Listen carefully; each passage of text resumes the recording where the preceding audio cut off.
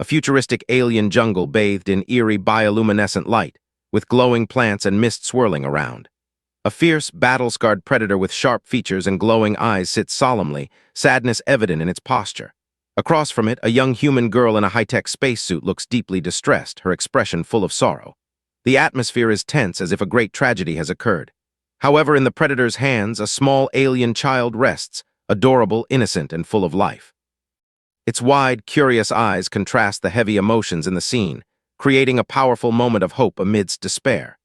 6 months after the successful Kalari migration, Commander Olivia Reyes stood before the United Earth Council in Geneva.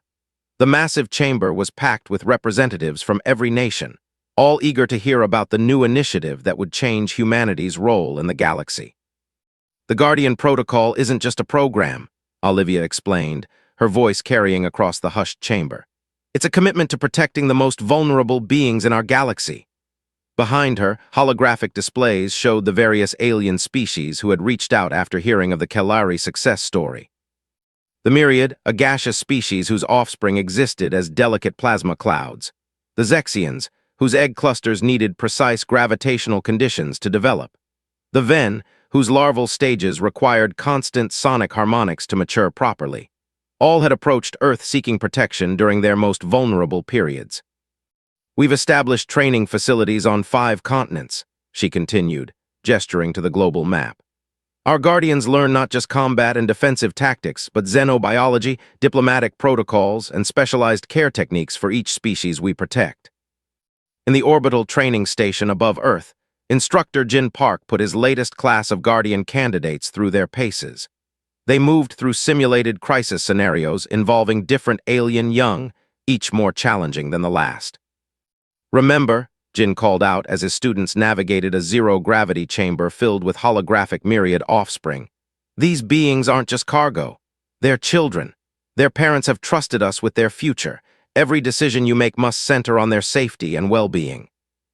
Among the candidates, former pediatric nurse Thomas Rodriguez showed particular promise. His medical background combined with natural protective instincts made him ideally suited for the program. The principles are the same, he explained to his classmates during their break. Whether it's a human infant or a Zexian egg cluster, they all need patience, careful attention, and unwavering dedication. The Guardian Protocol was advancing rapidly. Engineers developed new shield technologies specifically designed to protect different forms of alien young. Scientists worked to understand the developmental needs of each species. Diplomats established formal protection treaties with a growing number of civilizations. But it wasn't until the archivists arrived that they understood the true significance of what they were building. The ancient species, collectors of galactic knowledge, brought records spanning millions of years. In all our histories, the archivist's crystalline voice echoed through the council chamber, we have never seen a species willingly take on the protection of others' offspring at such a scale. Most civilizations barely trust each other with trade goods, let alone their children. Humanity's Guardian Protocol is unprecedented. Commander Reyes received the archivist's data with humility, but also determination. We're not doing this for recognition, she explained. We're doing it because every child deserves protection, regardless of their species or origin. If we have the ability to help, we have the responsibility to do so. As the first class of Guardians prepared to graduate, news arrived of another species seeking Earth's protection. The Quantum Collective, beings of pure energy, needed safe passage through a dangerous sector for their newly formed consciousness clusters. Deploy Guardian Team Alpha, Olivia ordered, watching as Thomas and his fellow graduates boarded their specially equipped ship. Show them why humanity was chosen for this role. The Guardian Protocol was more than a program now. It was becoming humanity's legacy among the stars. A promise to all species that their children would be protected, their future secured, by those who understood that the duty to protect transcended all boundaries, even those of species and form. Guardian Kai Nakamura never expected his first solo mission to turn into the greatest challenge of the Protocol's young history. The transport ship Nurture's Hope cruised through the Carina Nebula, its precious cargo of Zexian hatchlings safely secured in the specialized incubation chamber. Environmental readings stable, reported his AI assistant Arya. Hatchling development proceeding at optimal levels. Kai smiled, watching the cluster of iridescent eggs pulse with an inner light. Each contained a developing Zexion, their crystalline shells refracting the careful balance of radiation required for their growth. The peace was shattered by proximity alarms. "Multiple vessels detected," Arya announced. "Configuration matches known raider signatures." Kai's heart raced, but his hands remained steady on the controls. The raiders had been targeting transports carrying alien young, selling them to collectors who cared nothing for the devastation they caused. "This is Guardian Vessel Nurture's Hope," Kai broadcast. "We are under protocol protection. Stand down or face consequences." The response came in the form of weapons fire. The raiders, 5 ships strong, moved to surround him. Kai activated the ship's defensive systems, but knew he couldn't outfight them all. The Zexion eggs were too delicate for aggressive maneuvering. Even slight gravitational fluctuations could harm their development. He needed another solution. "Arya, plot a course into the nebula," he ordered, an idea forming. The Carina Nebula was notorious for its electromagnetic disturbances, making it dangerous for normal navigation. But Kai had studied every aspect of Zexion biology, and he knew something the raiders didn't. As they dove into the swirling gases of the nebula, the raiders followed. Kai activated the ship's specialized shielding, designed specifically to protect developing Zexion young. The eggs in the incubation chamber began to glow brighter, resonating with the nebula's energy. "Remarkable," Arya noted. "The hatchlings are actually drawing strength from the nebula's radiation. Their development is accelerating."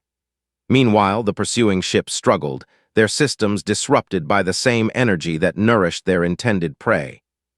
One by one, the raiders were forced to retreat, their ships unable to cope with the nebula's effects.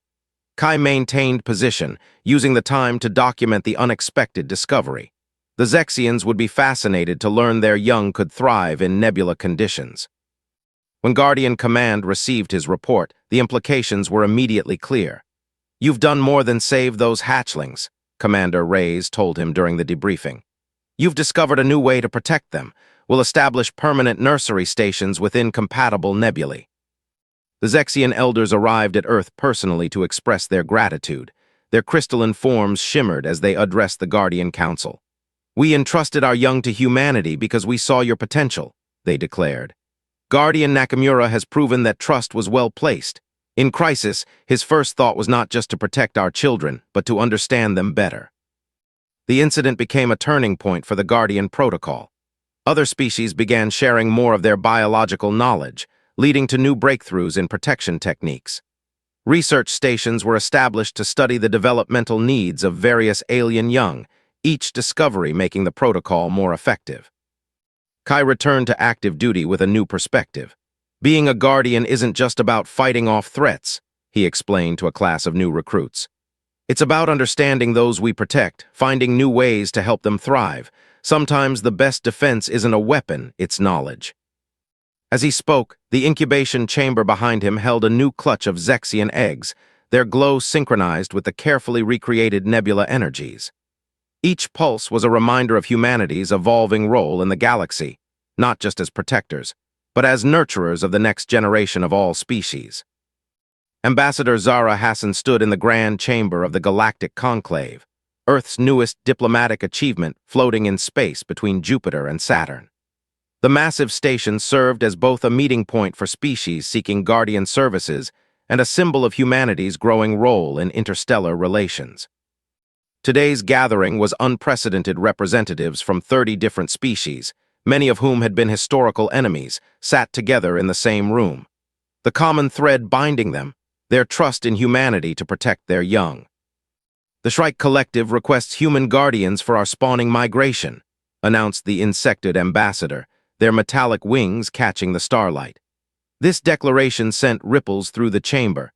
The Shrikes were notorious for their isolationism, having rejected all previous attempts at cooperation. "The collective has observed human guardians for 3 cycles," the Shrike continued. "Your dedication to protecting the young of other species is unique. We would entrust our larvae to no others." Zara managed to maintain her diplomatic composure, but her heart soared. The Shrike's request represented more than just another species joining the Guardian Protocol.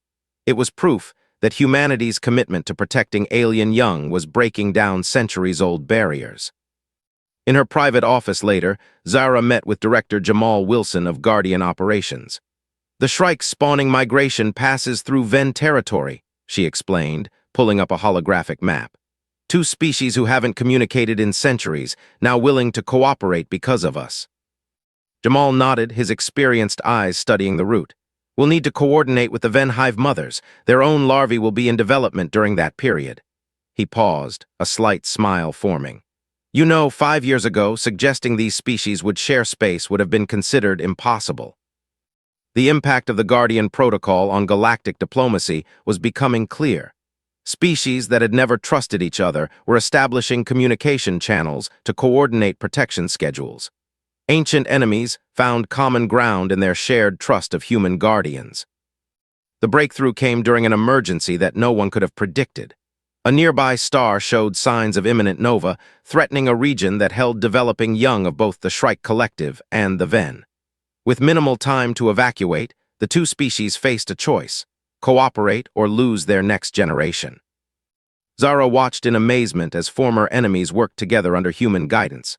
Guardian ships coordinated the massive evacuation, their crews adapting protection protocols to simultaneously care for both Shrike larvae and Ven young. The sight of Shrike and Ven ships flying in formation, protecting each other's children, became a powerful symbol of change. "We're not just protecting their young anymore," Zara realized, sharing her thoughts with the Guardian Council. "We're building bridges between species who never thought they could trust each other. The protocol is becoming a foundation for real peace." The success of the joint evacuation led to the establishment of the first mixed-species nursery zones, protected regions, where multiple species could safely develop their young under human protection.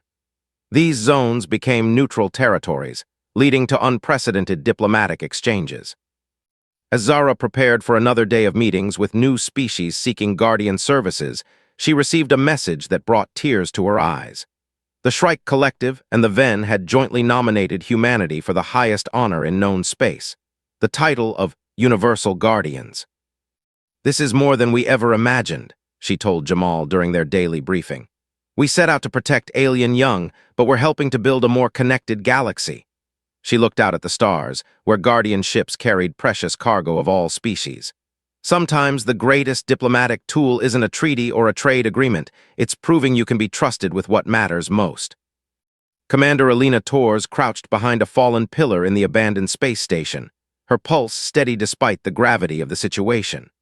Next to her, Guardian Specialist Aidan O'Connor monitored the life signs of their precious cargo, 36 luminary essence spheres, each containing the developing consciousness of a young one. "They're getting restless," Aidan whispered, watching the spheres pulse with nervous energy. "They can sense the danger." Alina had never expected to face this kind of threat, not from her own species. The Stellar Heritage Foundation, a radical human group, had emerged with dangerous ideas about humanity's new role in the galaxy. They didn't want to just protect alien young. They wanted to use them as leverage to dominate other species. "Movement in the East Corridor," reported Guardian Wei Chen through their secure channel. "At least 6 hostiles, heavily armed." The Foundation had attacked their transport during a routine protection mission, forcing them to take refuge in this derelict station. Now they were surrounded, with limited options for escape. "Remember," Alina told her team, "these aren't just raiders looking for profit. They're ideologists who think they're serving humanity's interests. Be prepared for anything." A voice boomed through the station's old speaker system. "Guardian Command, this is Director Harrison of the Stellar Heritage Foundation. You're interfering with human destiny. Think about it, with control of their young, we could ensure humanity's dominance in the galaxy. No more playing nursemaid to aliens. We could rule." Alina felt disgust rise in her throat. This was everything the Guardian Protocol stood against. They had built trust with countless species through their dedication to protecting the young. The Foundation threatened to destroy all of that. "Aidan, start moving the essence spheres to the backup position," she ordered. "Wei, Fatima, cover our flanks. I'm going to try something." She opened a channel to the Foundation forces. "Director Harrison, I want you to understand what you're really threatening here." She nodded to Aidan, who carefully lifted one of the essence spheres into view. Its surface rippled with complex patterns of light, reflecting the developing consciousness within. "Look at them, really look," Alina continued. "These aren't bargaining chips or weapons. They're children. They think, they feel, they dream, just like human children." The essence sphere pulsed gently, its light patterns forming what almost looked like a curious face. "The species who trusted us with their young did so because we proved we were different," she said. "We showed them that humanity's strength isn't in domination, it's in our capacity to care, to protect, to nurture. That's what makes us special in this galaxy." For a moment there was silence. Then blaster fire erupted from multiple directions. But Alina had expected this. It had been a distraction. While she talked, Wei and Fatima had positioned sonic disruptors around their perimeter. "Now," Alina commanded. The disruptors activated, emitting frequencies that would incapacitate humans but leave the essence spheres unharmed. Foundation forces collapsed, their weapons clattering to the floor. As Guardian reinforcements arrived to secure the station, Alina cradled one of the essence spheres. Its light patterns had calmed, showing trust despite the danger they had faced. The incident marked a turning point for the Guardian protocol. New security measures were implemented, and psychological screening for Guardian candidates became even more rigorous.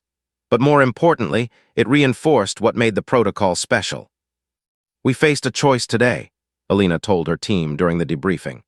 "We could have used the Foundation's tactics, treated these young ones as assets to be leveraged. Instead, we protected them the way we always have, with care, respect, and the understanding that every child, human or alien, deserves to develop in safety."